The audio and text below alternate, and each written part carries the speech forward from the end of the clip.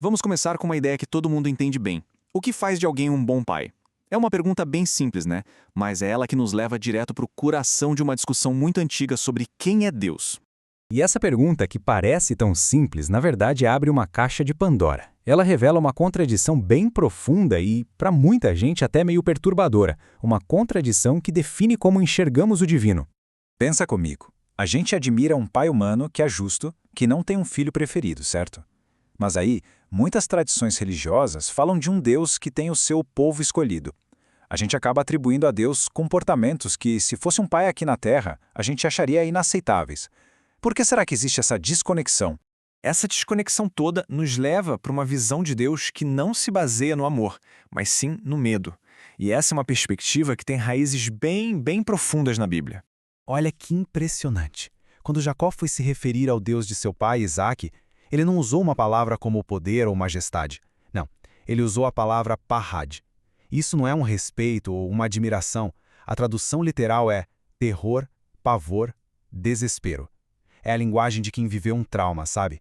Revela uma imagem de Deus que causa um pânico, genuíno, visceral. E esse terror não surgiu do nada, né? Para Isaac, tudo se resume a um único evento, um evento horrível. Imagina a cena: ser levado para o topo de uma montanha, ser amarrado num altar pelo próprio pai e ver uma faca sendo erguida sobre o peito. Mesmo que tenha sido salvo no último segundo, qual é a imagem de Deus que fica gravada na mente para o resto da vida? E olha, não vamos pensar que essa teologia do terror é coisa só do passado, uma relíquia. Essa citação aí é de um exame de ordenação de um pastor. Achar que Deus mandaria bebês recém-nascidos para o inferno foi visto como a resposta bíblica correta. E o mais chocante, o candidato passou no exame, só como observação para estudar mais o assunto. Isso mostra o quanto essa visão de Deus pode estar enraizada.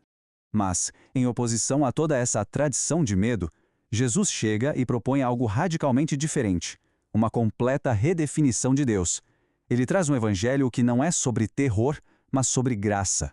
Jesus muda o enquadramento de parrad para Abba. E Abba não é só uma palavra formal para pai. É uma palavra em aramaico que expressa uma intimidade, uma confiança muito profunda. Pensa no jeito que uma criancinha chama pelo pai, sabendo que vai ter colo, conforto, é a expressão máxima de segurança e de amor.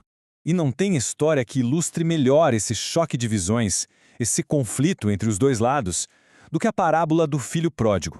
A jornada do filho mais novo, ela é o estopim de tudo. Ele vai da rebeldia, da arrogância, até a ruína total, desesperado num chiqueiro. É o retorno dele para casa que vai expor as visões de mundo completamente diferentes do irmão e do pai. O irmão mais velho é a personificação da religião do terror. A vida dele de obediência, de serviço, não trouxe alegria, trouxe amargura. Ele está transbordando de ressentimento, incapaz de entender o que é a graça. Na cabeça dele, ele desperdiçou a vida servindo um chefe exigente, não um pai amoroso. E aí vem o contraste total com o pai Abá. A reação dele não é de raiva, não é cobrar um pedido de desculpas, é de uma compaixão que transborda. Ele corre para encontrar o filho, um ato que era considerado indigno para um patriarca naquela cultura, e celebra, restaura a dignidade dele antes mesmo de ouvir uma palavra de arrependimento. Essa parábola, então, nos leva para o ponto central da discussão. A mudança de uma vida guiada pelo medo para uma vida baseada no amor. E isso tem tudo a ver com reformular o que a gente entende por vontade de Deus. E essa mudança de perspectiva, nossa, ela transforma tudo. As regras de Deus deixam de ser vistas como cercas elétricas cósmicas para limitar a liberdade. Elas passam a ser como grades de proteção numa estrada perigosa, conselhos de um pai que ama, para nos proteger da gente mesmo. Não minta não é mais uma ameaça, mas sim um conselho. Olha, não minta porque no final das contas isso vai machucar você. E a resposta do pai para o filho mais velho, aquele que estava amargurado, revela uma verdade incrível sobre a natureza da graça. As bênçãos de Deus não são um recurso limitado. A graça dele é infinita. Quando o filho reclama do bezerro gordo que foi sacrificado, a resposta implícita do pai é como se dissesse: meu filho, eu só tenho bezerros gordos para dar. E isso tudo nos traz a esta pergunta final que é profundamente pessoal. A questão não é só teológica, ela molda toda a nossa experiência de vida. É uma escolha entre uma fé construída no medo, no dever, no ressentimento, e uma fé encontrada na segurança, na celebração e no amor incondicional de um pai.